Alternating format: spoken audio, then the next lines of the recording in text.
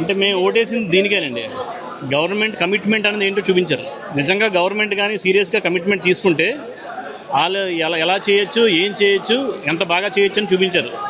Especially young leader like Nara Lokesh గారు అంత మొత్తం టెక్నాలజీని వాడి ఎప్పటికప్పుడు కంప్లీట్ అందరితో వీడియో కాల్స్ మాట్లాడి కంప్లీట్గా ఎక్కడికక్కడ అందరినీ ఎవరికి అదే పడకుండా అందరూ జాగ్రత్తగా ఉండండి, మేము 100% మీకు ఏదో ఒకటి ఏర్పాటు చేసే వరకు మీరు జాగ్రత్తగా ఉండండి అని చెప్పి అప్పటి నుంచి వీళ్ళు ఎక్కడున్నారు, ఏ హోటల్లో ఉన్నారు, వీళ్ళు ఫుడ్ ఏర్పాట్స్ కానీ అన్ని మొత్తం శుభ్రంగా చూసి ఎయిర్పోర్ట్ ఇలా జాగ్రత్తగా రీచ్ అయిన తర్వాత ఎయిర్పోర్ట్ నుంచి చెకింగ్లు అయిన తర్వాత ఇమీడియట్గా డైరెక్ట్గా Kathmandu to Vizag direct flight 2 అవర్స్లో, లేదనుకుంటే బస్సులో చాలా దూరం వెళ్ళి బోర్డర్ దాకా వెళ్ళి అక్కడ వేరే ట్రైన్ ఎక్కి రావాల్సింది.